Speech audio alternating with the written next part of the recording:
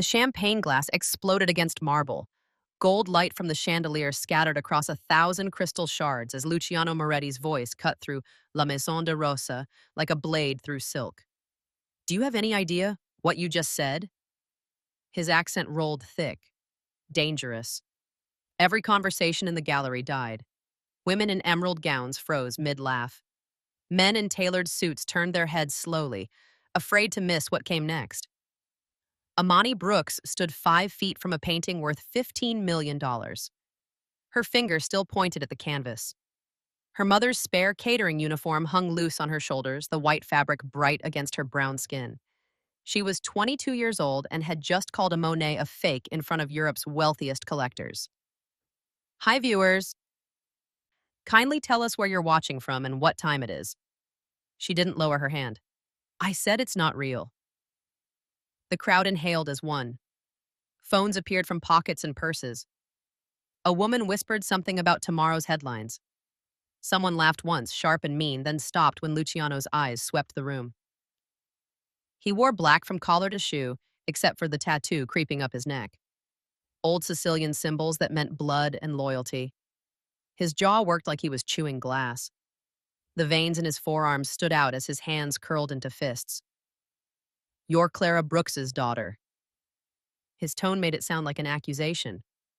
Yes, sir. And you clean toilets for a living. Amani's throat tightened. Her mother stood 30 feet away by the drinks table, eyes wide with terror. Clara's hands gripped the silver tray so hard her knuckles had gone pale. I helped my mother, yes. Amani's voice stayed level, calm, even though her heart hammered against her ribs. Luciano stepped closer. His shoes clicked against the floor, each step deliberate, measured. The kind of walk that said he'd never had to run from anything in his life. Then explain to me, he said slowly, how a maid's daughter knows more about art than the man who paid $15 million for that painting. Would she break? Or would the truth she carried be enough to stand against a man who turned enemies into ghosts? Amani's gift started when she was 10 years old, not in a classroom or museum, but on her knees beside her mother, scrubbing the Moretti estate's gallery floors at midnight when the family slept upstairs. Clara would hum old gospel songs while she worked. Amani would stare at the paintings until her eyes burned. She'd press her nose close to the canvases when her mother wasn't looking, breathing in the smell of old varnish and pigment. Linseed oil. Turpentine? Sometimes something sweeter, like honey mixed with earth. By 12, she could name the century of a painting just by its scent. By 15, she'd memorized every major artist's brushwork from library books she'd check out and never return on time. The librarians stopped charging her late fees when they realized she was reading graduate-level art history texts. At 18, Professor Malik Sterling from Chicago's Art Institute offered her a full scholarship, conservation and restoration, a chance to work with pieces most people only saw behind velvet ropes. She'd held the acceptance letter in her hands for 3 days. Then her mother collapsed at work. Kidney failure. The medical bills came in waves, each one higher than the last. Insurance covered some. The rest became a weight they carried together. Amani sent the rejection email on a Tuesday, started working double shifts at a diner on Wednesday. Never told her mother why she'd really stayed. Tonight, she'd only come to the gala because the catering company called in sick. Clara begged the event coordinator to let Amani fill in. They needed the money. Rent was due. The hospital still called twice a week. She wasn't supposed to look at the art, wasn't supposed to notice, wasn't supposed to care. But when she'd walked past Sunset over Le Havre, something in her chest had twisted wrong. The blues sang in the wrong key. The brushstrokes trembled where Monet's hand would have been steady. The varnish caught the light like plastic instead of aged resin. Every instinct in her body screamed fake. She'd tried to stay quiet, tried to serve drinks and keep her head down, tried to remember that people like her didn't speak in rooms like this. Then Luciano Moretti had stood in front of that painting and told a circle of art dealers it was the crown jewel of his collection, authenticated by Europe's best, worth more than most people earned in a lifetime. And Amani couldn't breathe through the lie, so she'd spoken. One sentence, that's all it took to shatter the night. Now Luciano Moretti stood close enough that she could smell his cologne. expensive, woody, mixed with cigar smoke and something else, something cold. Could a gift born in silence survive when the whole world was watching? Explain yourself. Luciano's words came out quiet, deadly quiet, the kind of quiet that made people disappear. Amani swallowed. Her mouth had gone dry. She could feel her mother's fear from across the room like heat from a fire. The blue, she started. Her voice cracked. She cleared her throat and tried again. The blue pigment is wrong. Wrong. He repeated the word like it tasted bad. Monet used natural ultramarine in his later works, ground from lapis lazuli. It costs more than gold. This painting uses synthetic ultramarine. It wasn't invented until after he died. Someone in the crowd whispered. Luciano's jaw tightened. The canvas, too, Amani continued. She was committed now, no turning back. It's machine woven, industrial. In 1905, artists still used hand-loomed linen. You can see the weave pattern under the paint if you look close enough. This canvas came from a factory, not a studio. The room had gone so silent she could hear her own pulse in her ears. An old man stepped forward. White hair, white beard, red silk tie against a black suit. Professor Emilio Santoro. She recognized him from a documentary she'd watched 3 times. He'd authenticated pieces for the Louvre, the Met, the Vatican. He'd authenticated this painting.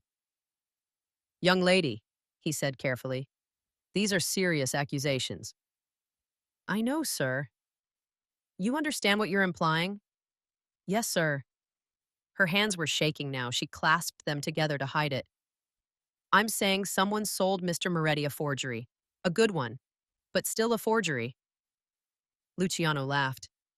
It wasn't a happy sound, but it rolled out of him dark and bitter. You hear this, Emilio? A maid's daughter thinks she knows more than you. Professor Santoro didn't laugh. He pulled something from his jacket pocket. A jeweler's loop. Small, precise. The kind of tool that revealed truth in tiny details. He walked to the painting. The crowd parted like water. Everyone leaned in as he pressed the loop to his eye and studied the canvas. Seconds stretched. 10, 20, 30. When he stepped back, his face had gone gray. Luciano, he said softly. We need to talk. Privately. But Luciano wasn't looking at the professor anymore. He was looking at Amani. His eyes had changed.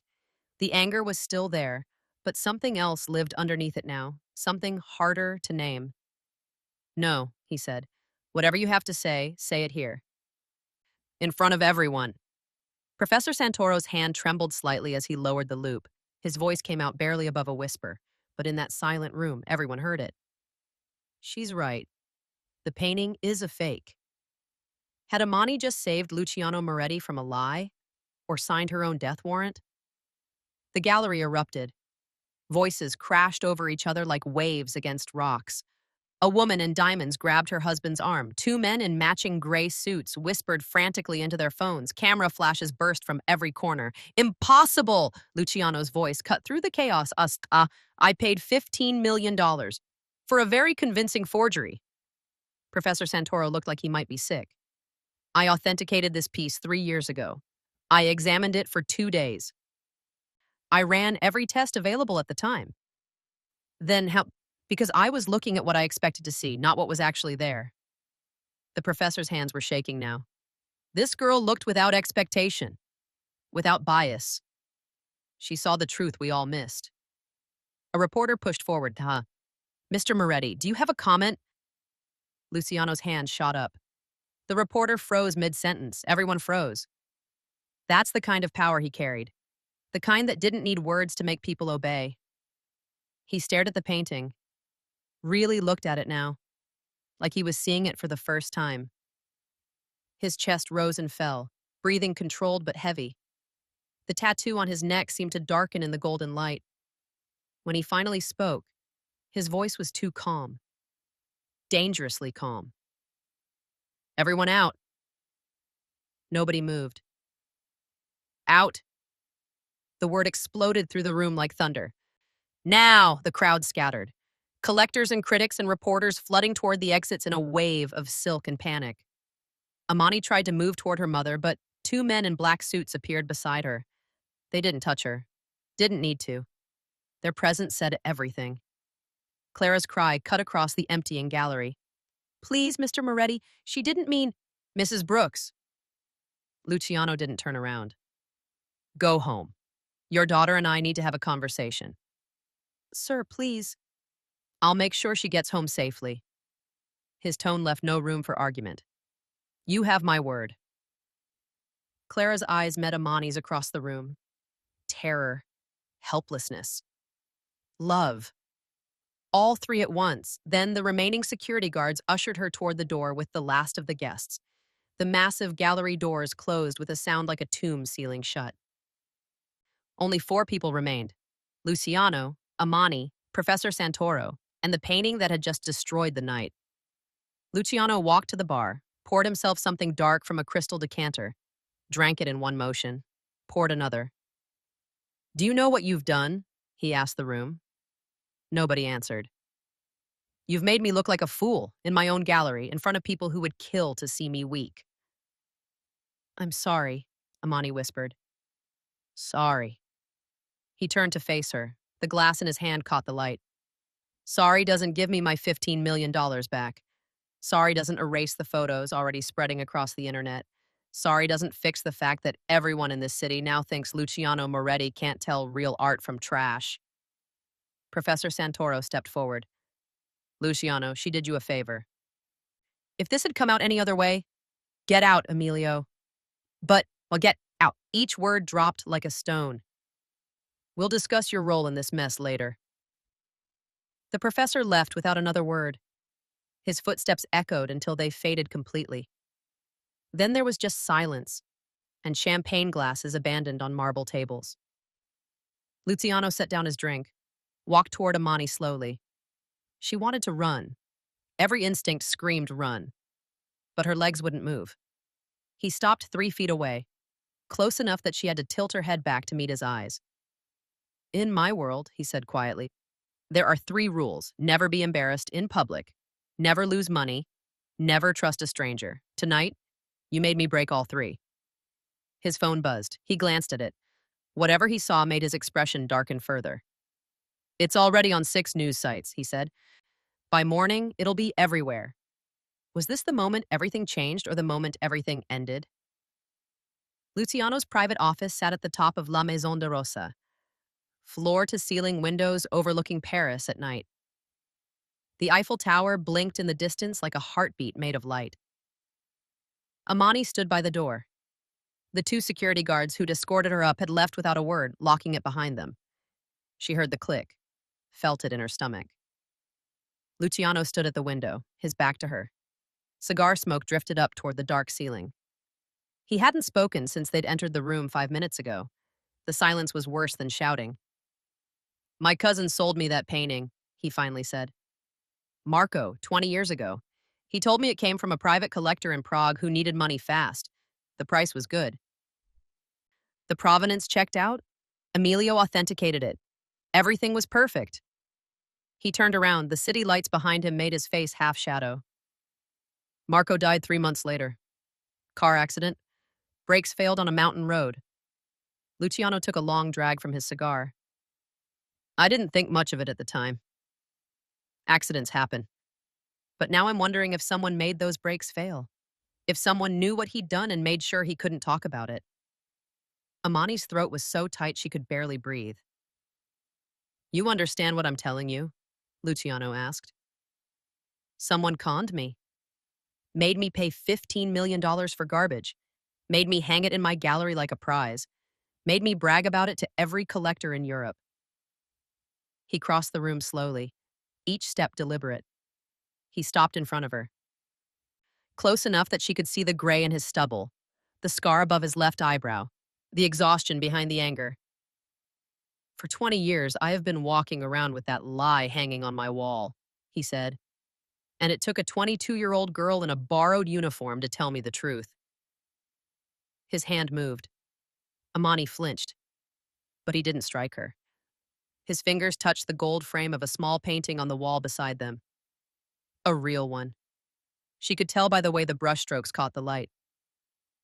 My mother gave me this, he said quietly, when I was 8, before everything went wrong.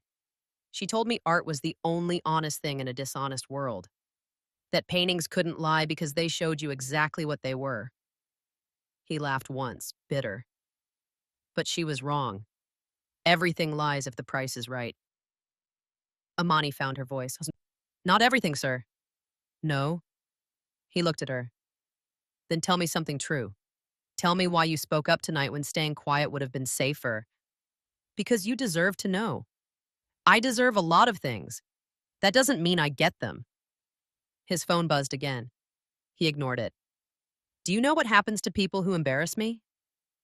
She did. Everyone knew. Stories whispered in kitchens and alleyways. People who disappeared. People who learned too late that crossing Luciano Moretti meant crossing a line you couldn't uncross. I was just telling the truth, she whispered. The truth. He said it like he was tasting something strange. You think truth saves you in my world? You think honesty means anything to men who've built empires on lies? The office felt smaller suddenly, the walls closer, the air thinner. Luciano's phone buzzed a third time. He pulled it out, read whatever was on the screen. His expression shifted. Something flickered behind his eyes. Something that looked almost like surprise. He stared at the phone for a long moment, then at Amani, then back at the phone. You need to see this, he said. What could possibly make a man like Luciano Moretti look afraid? The photograph filled Luciano's phone screen. Black and white, grainy, dated 1987, according to the stamp in the corner. A warehouse, burnt walls, police tape stretched across a doorway, and in the center, 2 men standing beside wooden crates filled with paintings. One man was Marco, Luciano's dead cousin. The other man wore a leather jacket and held a cigarette between his fingers. His face was younger, harder, but unmistakable. Luciano himself. 38 years ago. Amani stared at the image. I don't understand. Neither did I. Luciano's voice had gone flat, empty. Until 30 seconds ago when my head of security sent this. He's been digging into Marco's old contacts since the gallery cleared out. He swiped to the next photo. Another warehouse shot. This time showing a man's face clearly. Thin, sharp features. Dark eyes that looked like they'd seen too much. Marco da Verni, Luciano said. Not my cousin. A forger. One of the best in Europe. He could copy anything. Rembrandt, Caravaggio, Monet. He sold fakes to collectors who thought they were buying history. Amani's pulse quickened. And you knew him? I worked for him. The words came out like a confession. When I was 19, before I built my empire, before I had money or power or respect, I was just a kid from Sicily who needed cash and didn't ask questions. He set the phone down on his desk, poured another drink, drank half of it. Marco shipped paintings across Europe. I helped him. Moved crates, forged documents, kept my mouth shut. Then a warehouse in Naples caught fire. Police investigated. Found enough evidence to put 20 people in prison. He finished the drink. I got out before the arrest started. Changed my name, moved to France. Built everything from nothing. The office felt colder. Amani wrapped her arms around herself. My real cousin, died in a car accident when I was 23, Luciano continued. Marco knew about him, knew we had the same last name. Years later, when I'd made something of myself, Marco tracked me down, showed up at my door with that painting and a story about Prague. Odds. He knew I wouldn't question family, knew I'd trust blood. He looked at Amani directly. His eyes were different now, not angry, not dangerous, just tired. He sold me my own past, Luciano said. Made me pay $15 million for a reminder that no matter how far you run, your mistakes follow you home. Amani's voice came out barely above a whisper. Why are you telling me this? Because you saw what I couldn't. You looked at that painting and saw a lie. I looked at it every day for 20 years and saw exactly what I wanted to see. His phone buzzed again. He glanced at it. His jaw tightened. There's more, he said. My security chief found something else. He turned the phone toward her. Another photo. This one in color. Recent. A woman in a cleaning uniform standing in an office. Younger. Maybe 25, say. But the resemblance was clear. Clara Brooks. Amani's mother. That's Marco's old studio, Luciano said. In Naples, 1998. 6 months before he sold me the fake Monet. The room tilted. Amani grabbed the edge of the desk to steady herself. What did her mother know about the man who'd conned a mafia boss, and why had she never said a word? Amani's hands went numb. My mother wouldn't. I'm not accusing her of anything. Luciano's tone stayed even, controlled. But she was there. In Marco's studio, working for him while he painted forgeries that would fool experts for decades. He swiped to another photo. Clara again. This time carrying a tray of coffee cups through a room filled with easels and canvases. Young, scared-looking, out of place. She cleaned for him, Luciano said. 3 months. That's all my team could confirm. Then she disappeared from Naples. No forwarding address, no records. Like she vanished. Amani's mind raced. Her mother never talked about Italy, never mentioned living anywhere except Chicago. Every time Amani asked about her past, Clara would smile and change the subject. Some stories aren't worth remembering, she'd say. She was protecting me. The realization hit Amani like cold water. She knew. She knew about the fake paintings. She knew what Marco was doing. That's why she left. Luciano nodded slowly. And that's why she never said anything when I hired her 15 years ago. She recognized me, knew I'd bought one of Marco's fakes. But she stayed quiet because speaking up would mean admitting she'd been part of it.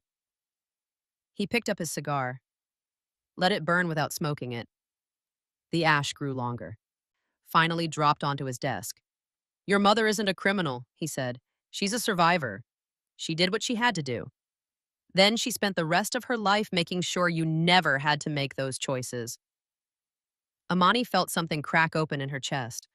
All those double shifts. All those late nights when Clara came home too exhausted to eat. All those times her mother insisted Amani focus on school, on art, on building something better. Clara had been running from her past while building Amani's future. What happens now? Amani asked. Luciano stood, walked to the window. The city stretched below them. Millions of lights. Millions of secrets. Now I have a choice, he said. I can be the man everyone thinks I am. The man who punishes people for making him look weak. Or I can be someone different. He turned around. The exhaustion on his face had shifted into something else. Something that looked almost like respect. You embarrassed me tonight, he said. But you also gave me something I haven't had in 20 years. The truth. No agenda. No angle. Just honesty from someone who had everything to lose by speaking up. He walked back to his desk, opened a drawer, pulled out a business card. Heavy paper. Gold lettering. Tomorrow morning, 9 o'clock, come to this address, he said, holding it out. Bring your mother. We're going to talk about the future. Amani took the card. Her hands were still shaking. What kind of future? The kind where your gift doesn't go to waste. He pressed a button on his desk. The office door unlocked with a click. The kind where truth matters more than pride. She moved toward the door, stopped, turned back.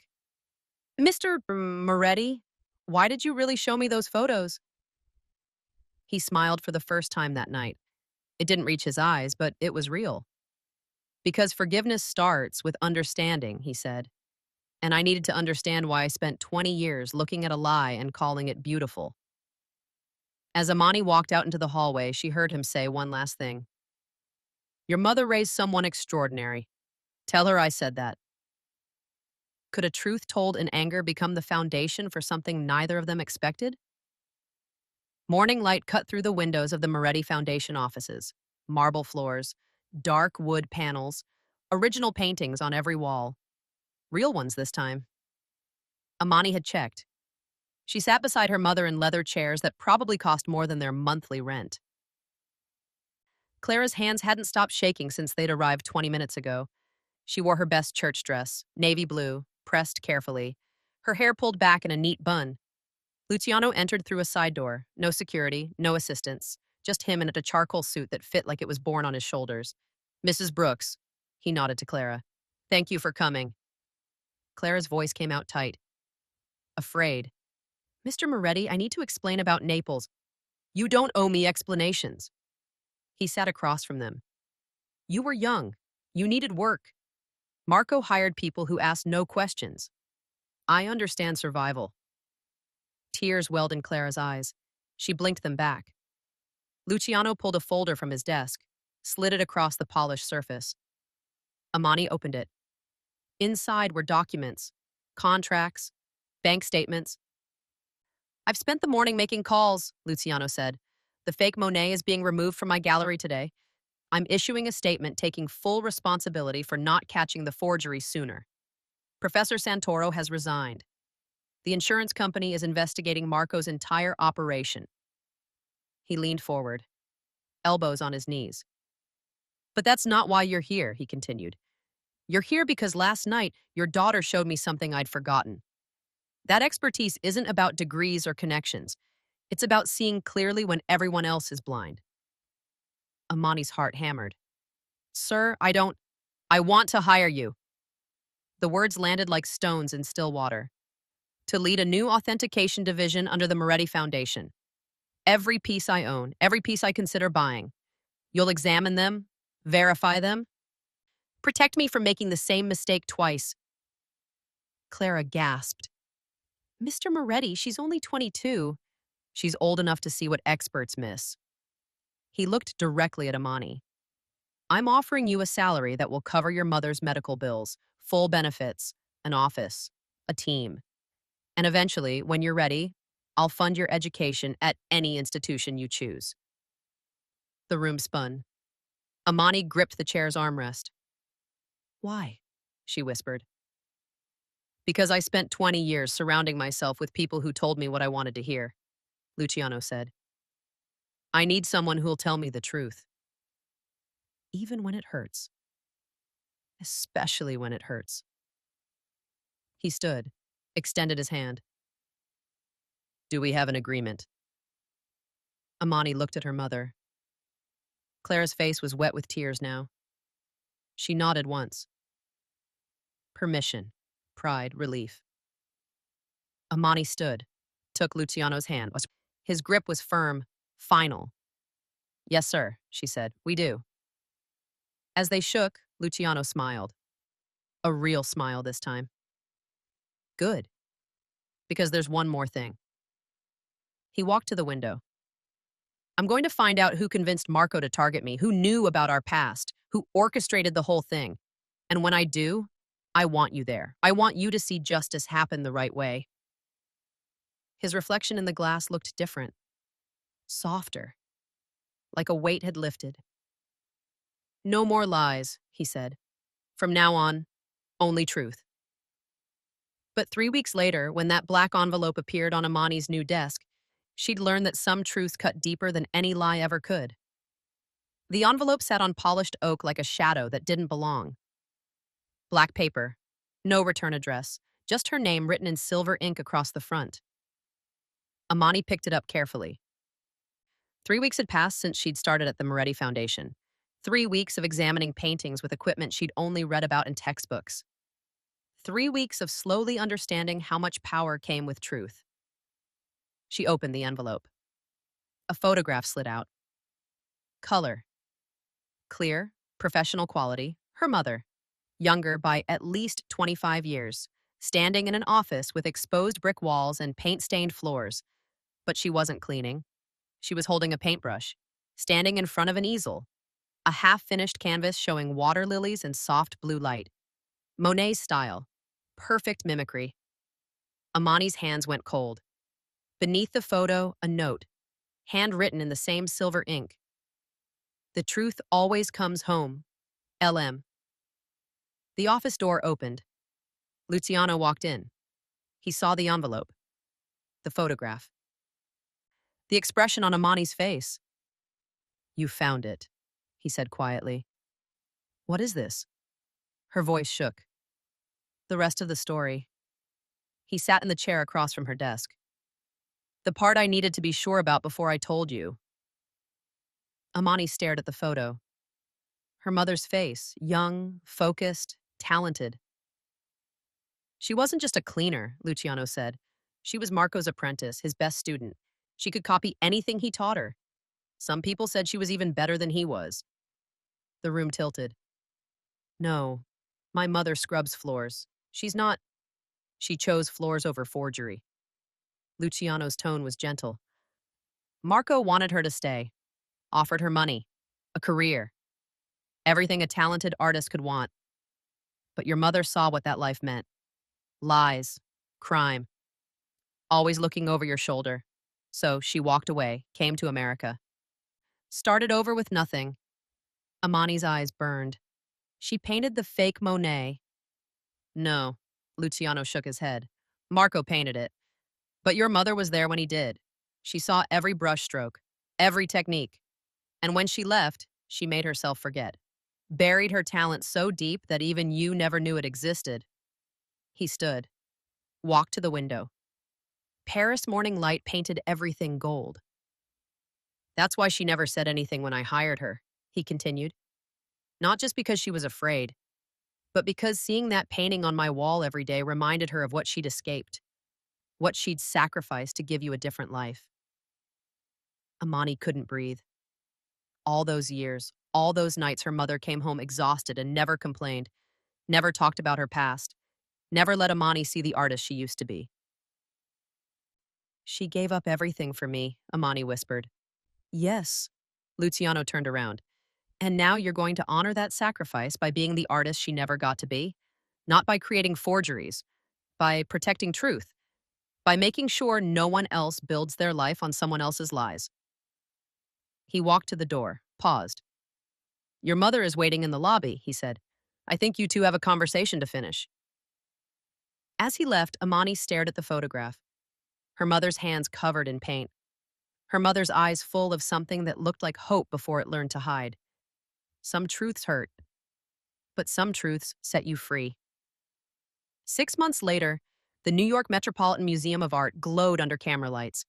The exhibition hall buzzed with collectors, curators, and journalists gathered for the unveiling of the Brooks Foundation's first major recovery. Amani stood beside a covered canvas. She wore a black dress her mother had helped her pick out. Simple, elegant, professional. Her natural hair was pulled back, showing the small gold earrings Clara had given her that morning. These were your grandmother's, Clara had whispered. She'd be proud. Now Amani stepped up to the microphone. The crowd quieted. 2 months ago, she began, the Moretti Foundation received an anonymous tip about a storage vault in Naples. Inside, we found 17 paintings. Most were fakes, but one was real. She pulled the cloth away. Gasps rippled through the audience. The real Sunset over Le Havre emerged. Blues that sang the right notes. Brushstrokes steady and sure. Varnish aged to perfection. This is the painting Monet created in 1905, Amani said. The original, stolen 70 years ago and replaced with a forgery so good it fooled everyone, until someone decided to look without expecting to see what they'd always seen. Applause filled the hall. Cameras flashed. Reporters shouted questions. But Amani's eyes found the balcony. Luciano stood there, alone, watching. He nodded once, proud, grateful, changed. Beside him, partially hidden in shadow, Clara stood watching her daughter. She wore a simple dress, her cleaning company uniform long retired. Her hands no longer rough from scrubbing floors. Now they held a paintbrush again. Teaching art classes at a community center Luciano had funded. Helping kids who grew up like Amani did. Showing them that talent doesn't care about money or status. A reporter pushed forward. Ms. Brooks, how did you know where to find the original? Amani smiled. By listening. Not to what people say, but to what they don't say. To the silence between the lies. That's where truth lives. The crowd applauded again, but Amani was already thinking about the next painting waiting in her office. The next mystery. The next truth buried under years of beautiful deception. She'd spent her life in the shadow of wealth. Now she stood in the light, not because she'd climbed social ladders or married into power, but because she'd spoken truth when silence would have been safer. As the exhibition closed and the crowd filtered out into the New York night, Luciano approached her. "Your mother told me something this morning," he said. "She said you used to draw on napkins when you were little. Animals, flowers, people's faces. Perfect copies of what you saw." Amani nodded. "I thought everyone could do that." "That's how you know it's a gift." Luciano's eyes held something warm, almost fatherly. "When you think the extraordinary is ordinary." He handed her a folder. Inside were documents, deeds, bank statements. "The Brooks Foundation is officially yours," he said. "Independent, fully funded. Everything you need to do this work for the rest of your life." Tears blurred Amani's vision. "Mr. Moretti, I can't—" "Yes, you can." He squeezed her shoulder gently. "You already did. That night in my gallery. When you chose truth over safety, that's the hardest part. Everything else is just paperwork." He walked away, stopped at the door, turned back. "Oh, and Amani, your mother wants you to stop by the community center tomorrow. She's teaching a class on color theory. Duh. Said you might want to see it."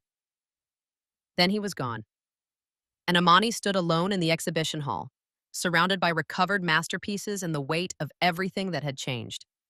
Her phone buzzed, a text from her mother. "Proud of you, baby. Always have been. Always will be. Love, Mama." Amani smiled, wiped her eyes, and walked out into the night knowing that the greatest art she'd ever create wouldn't hang in a gallery. It would live in every truth she protected, every lie she exposed. Every person who learned that honesty, no matter how small your voice, could shake the foundations of empires built on deception. Sometimes justice doesn't roar. Sometimes it whispers. And sometimes that whisper changes everything. Thank you for watching this story. If it moved you, inspired you, or made you think differently about truth and courage, please subscribe to our channel and turn on notifications. We have more stories coming that celebrate the power of ordinary people doing extraordinary things. Share your thoughts in the comments below. Your story might inspire someone else to speak their truth when silence seems easier. Until next time, remember, your voice matters, even when the room tries to convince you it doesn't.